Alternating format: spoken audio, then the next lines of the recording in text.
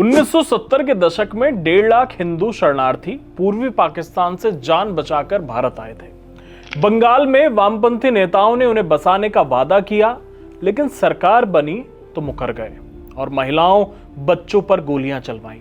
हजारों लोग मारे गए। एक पूरा आइलैंड लाशों का ढेर बन गया। सुंदरबन डेल्टा का आइलैंड नमोशूद्रों का घर था।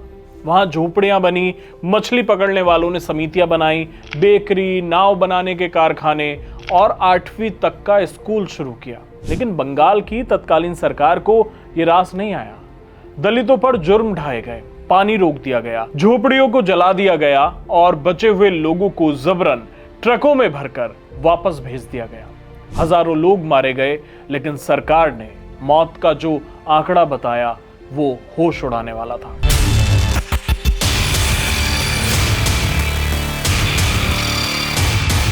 नमस्कार, मैं हूं हर्ष और आप देख रहे हैं डिटेल न्यूज इंडिया। किस्से कहानी के इस एपिसोड में आपको किस्सा सुनाएंगे मरीच झांपी नरसंहार का। यह आजाद भारत के इतिहास का एक ऐसा काला पन्ना है जिसे बहुत ही सफाई से इतिहास की किताबों से मिटा दिया गया। मरीच झांपी नरसंहार की कहानी की शुरुआत होती है आज से करीब 79 साल पहले। 1947 में भारत की आजादी का जश्न मनाया जा रहा था, लेकिन करोड़ों लोगों के लिए यह आजादी अपने साथ मौत, बेघर होने का गम और एक गहरी लकीर लेकर आई थी। भारत का बंटवारा दो तरफ से हुआ था, एक पश्चिम में और दूसरा पूर्व में। दोनों तरफ जबरदस्त हिंसा हुई। कई लाशें रेलगाड़ियों में लदकर भारत आईं। कई महीनों तक लोग इस बंटवारे का दर्द झेलते रहे। पूर्वी पाकिस्तान, जो आज का बांग्लादेश है, वहां से विभाजन के बाद धार्मिक रूप से उत्पीड़न झेलने वाले हिंदू जान बचाकर भारत की ओर भाग रहे थे।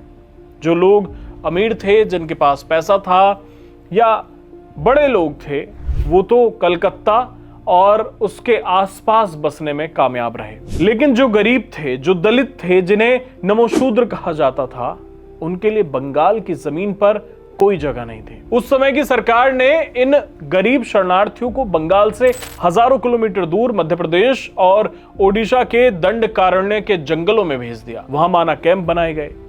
ये एक बंजर और सूखी जगह थी जहां जीना नरक के समान था। 1970 का दशक आया। पश्चिम बंगाल में वामपंथी दल विपक्ष में थे और सत्ता हासिल करने के लिए बेताब थे। वामपंथी नेताओं ने, जिनमें राम चटर्जी जैसे बड़े नाम शामिल थे, दंडकारण्य के उन कैंपों का दौरा किया और उन्होंने उन भूखे प्यासे शरणार्थियों से वादा किया और कहा कि सत्ता में आने दो हमें, हम तुम्हें वापस बंगाल ले चलेंगे, सुंदरबन तुम्हारा घर होगा। भोले भाले शरणार्थियों ने उनकी बात मान ली। उन्हें लगा कि शायद उनके दुखों का अंत होने वाला है। 1977 में जब सरकार बदली और बंगाल में वामपंथी सत्ता में आए और ज्योति बसु मुख्यमंत्री बने, जैसे ही खबर दंडकारण्य पहुंची, शरणार्थियों ने अपनी खुशियां मनानी शुरू कर दी। उन्हें लगा कि बंगाल बुला रहा है। करीब 1.5 लाख शरणार्थी अपना बोरिया बिस्तर बांधकर बंगाल की तरफ निकल पड़े। उन्हें क्या पता था कि जिस सरकार ने उन्हें बुलाया था, वही अब उनके खून की प्यासी होने वाली है। जब ये लोग बंगाल पहुंचे तो सरकार ने अपने हाथ खींच लिए। सरकार ने कहा कि हमारे पास इतनी जगह नहीं है, तुम वापस जाओ। लेकिन उन लोगों ने हार नहीं मानी। करीब 40,000 लोग सुंदरबन के एक सुनसान और निर्जन द्वीप पर पहुंच गए, जिसका नाम था मरीच झांपी। ये कोई बसा बसाया शहर नहीं था। ये कीचड़, झाड़ियों और जंगली जानवरों से भरा एक टापू था। दीप हालदार ने अपनी किताब ब्लड आइलैंड लिखने के दौरान कई पीड़ितों से बात भी की थी। संतोष सरकार जैसे जीवित बचे लोग बताते हैं कि उन्होंने अपनी मेहनत से बंजर टापू का कायाकल्प कर दिया, बिना किसी सरकारी मदद के। उन्होंने वहां झोपड़ियां बनाई, मछुआरों की अपनी समितियां बनाई, नाव बनाने के कारखाने खोले और यहां तक कि एक बेकरी भी शुरू की। इतना ही नहीं, उन गरीब लोगों ने अपने बच्चों के भविष्य के लिए वहां 8वीं कक्षा तक का एक स्कूल भी खड़ा किया। वे किसी पर निर्भर नहीं थे, वो आत्मनिर्भर बन रहे थे और शायद यही उनकी सबसे बड़ी गलती थी। मुख्यमंत्री ज्योति बसु को यह सब बर्दाश्त नहीं हुआ। बसु की सरकार ने कहा कि लोग रिजर्व फॉरेस्ट को नुकसान पहुंचा रहे हैं, जबकि हकीकत यह थी कि वहां कोई घना जंगल था ही नहीं, सिर्फ झाड़ियां थीं। जनवरी 1979 के आखिरी दिनों में सरकार ने एक ऐसा कदम उठाया जो किसी भी लोकतांत्रिक देश के लिए शर्मनाक है। बताया जाता है कि मरीज झांपी द्वीप हर तरफ से समुद्र से घिरा था। वहां पर पीने के पानी का एकमात्र सोर्स था। चश्मदीदों के मुताबिक पुलिस ने उस पानी में जहर मिला दिया। जहरीले पानी से 2000 से ज्यादा लोग मारे गए। जनवरी 1979 के अंत में सरकार ने आर्थिक नाकाबंदी शुरू कर दी। पुलिस और बीएसएफ की दर्जनों नाव ने पूरे मरीज झांपी द्वीप को घेर लिया। न बाहर से खाना अंदर जा सकता था, न पीने का साफ पानी था और ना ही कोई दवा। हैजा फैल गया। दवाइयां पहुंचने नहीं दी गईं। कई लोगों को मारकर लाशें सुंदरबन के जंगलों में फेंक दी गईं। यहाँ के बाघ लाशों को नोच नोच कर खाने लगे और वो आदमखोर बन गए। 31 जनवरी 1979 की वो सुबह कभी नहीं भुलाई जा सकती। जब भूख और प्यास से बच्चों को मरता देखा तो टापू की महिलाओं ने तय किया कि वे अपनी छोटी नावों से बगल के टापू तक जाकर पीने का पानी और अनाज लाएंगी। उन्हें लगा कि शायद पुलिस महिलाओं पर गोली नहीं चलाएगी, लेकिन वो गलत थी। पुलिस ने नावों पर फायरिंग शुरू कर दी। पुलिस के स्टीमर ने शरणार्थियों की छोटी नावों को कुचल दिया। खून से नदी लाल हो गई। पुलिस ने टापू पर उतरकर झोपड़ियों को आग लगा दी। मासूमों की हड्डियां राइफलों के बटों से तोड़ दी गईं। मई 1979 तक मरीज झांपी को पूरी तरह साफ कर दिया गया।